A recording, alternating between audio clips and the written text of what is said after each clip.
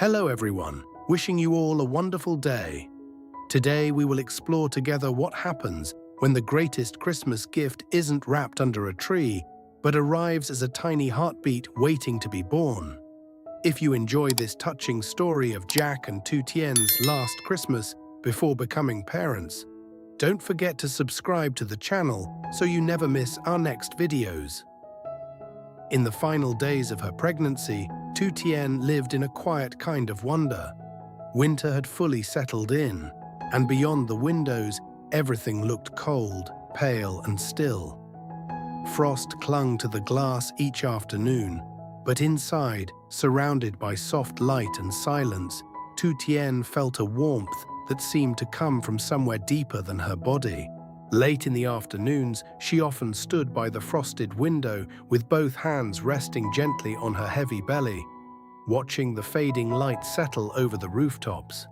Outside, the season seemed frozen in place. Inside her, life kept moving. Every small kick from the baby made her pause and smile. Every shift felt like a quiet message. Their daughter, Sophia, was there, safe and close, reminding her that everything was about to change. This journey had changed something in Tu Tien. She had become more patient, more grateful, more present. Happiness no longer felt like something she had to chase. It was here now, steady and gentle, living inside her. Carrying Sophia during this season felt almost unreal. Like being trusted with a miracle, that quiet joy touched Jack too. Work still demanded his time, but in those final days before Sophia arrived, he carried a softness home with him every evening. The moment he stepped through the door, the outside world seemed to fall away. Every part of him turned toward Tu Tien, toward the baby, toward the home they had built together. When Christmas drew closer, Jack came home one evening with a fresh pine tree tied to the roof of the car. Tu Tien laughed the second she saw it. "You actually got a real tree?" Jack smiled. "Sophia's first Christmas should begin properly, even if she's still making us wait." That became the start of one of their favorite rituals. Over the next few nights, they decorated the tree slowly, never rushing. Jack handled the golden lights, while Tu Tien sat nearby, handing him each section and offering guidance he pretended not to need. When the lights were finally wrapped around the branches, the whole room glowed with a soft warmth. Then came the ornaments. Tu Tien placed each one carefully. Some were simple, some carried memories from earlier years. And now, as she hung them, she found herself imagining Sophia one day asking about every ornament, every story, every tradition. Jack watched her for a moment before saying quietly, "She's going to love this." Tu Tien smiled, one hand still resting beneath her belly. "I know." When the tree was finished, they turned off the other lights and just stood there together, looking at it. Then Jack dropped to his knees in front of her. Tu Tien laughed softly. "What are you doing?" "I need to have a serious conversation with my daughter." He leaned forward and pressed his ear gently to her belly. "Listen, Sophia," he whispered. "Your mother thinks she decorated this tree by herself. But I want you to know I did the difficult part." Tu Tien shook her head, smiling. "Don't listen to him." Jack kept going anyway. He told Sophia about the tree, about the winter night outside, and about how everyone was already waiting for her. He told her he loved her, even before seeing her face. Tu Tien stood there listening, one hand in Jack's hair, and felt her eyes sting with tears. Christmas Eve arrived wrapped in silence and cold. The storm had not started yet, but the air carried that heavy, waiting feeling that comes before snow. Inside, their home felt warmer than ever. The tree glowed in the corner. Soft Christmas music played in the background. In the nursery, neatly folded baby clothes waited in drawers and baskets. That evening, they spread several tiny outfits across the bed and began folding them again, even though they had already done it once before. "These are too small," Jack said, holding up a tiny pair of socks. "There's no way a real foot can be this size." Tu Tien laughed. "That's because you keep comparing everything to your hands." They kept folding anyway, smoothing each little sleeve and blanket with a tenderness that made the moment feel almost ceremonial. Every item they touched made Sophia feel closer, more real, no longer just a future idea, but a little person who would soon be here. Later, they ate a simple dinner together, warm soup, fresh bread and tea. Afterward, they sat near the tree with the lights low, their hands linked together in the glow. Sophia moved. Tu Tien inhaled softly and guided Jack's hand to her belly. There. Another kick. Jack's expression changed instantly, the way it always did when he felt their daughter move.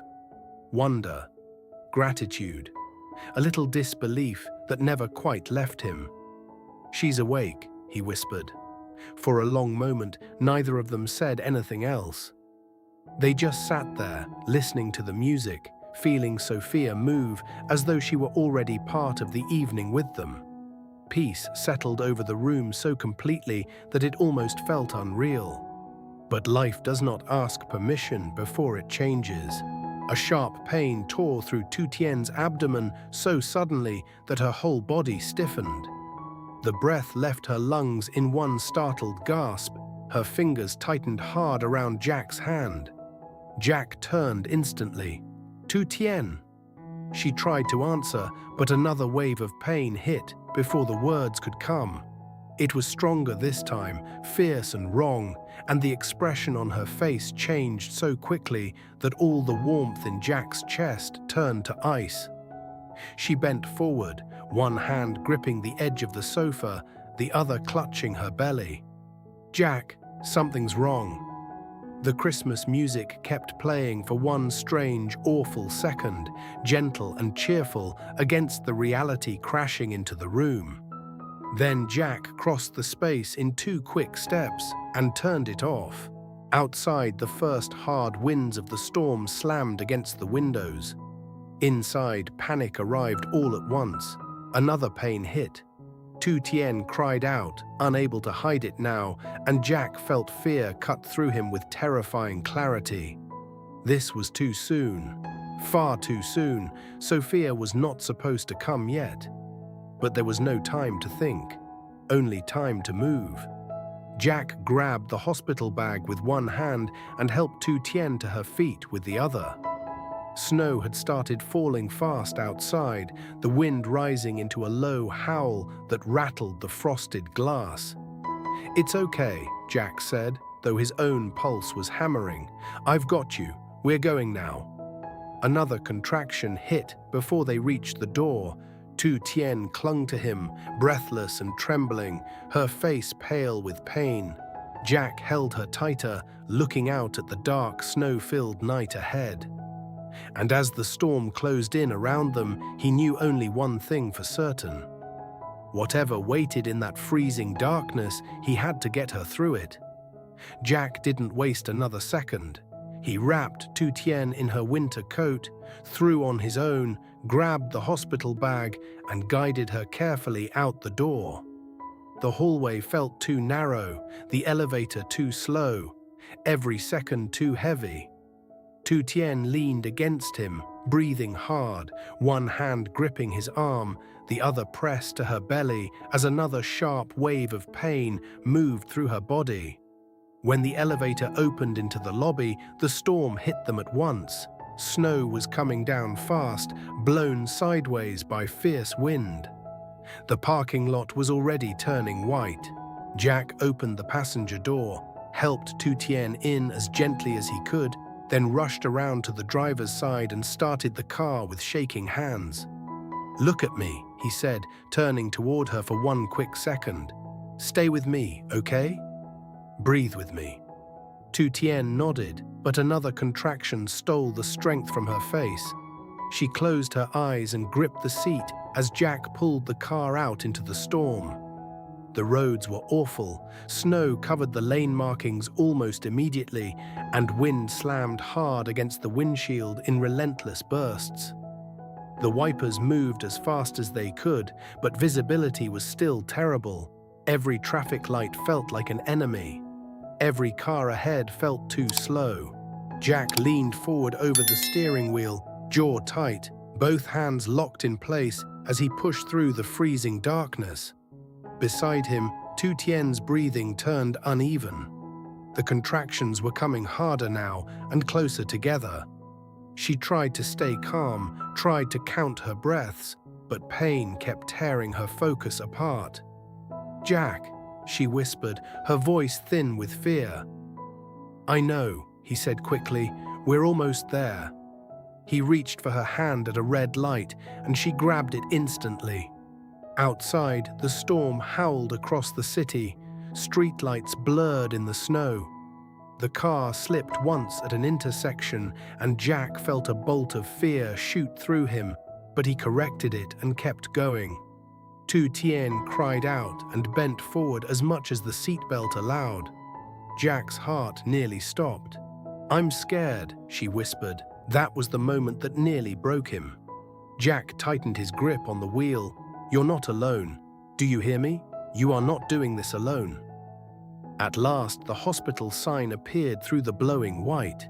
Jack had never been so relieved to see anything in his life.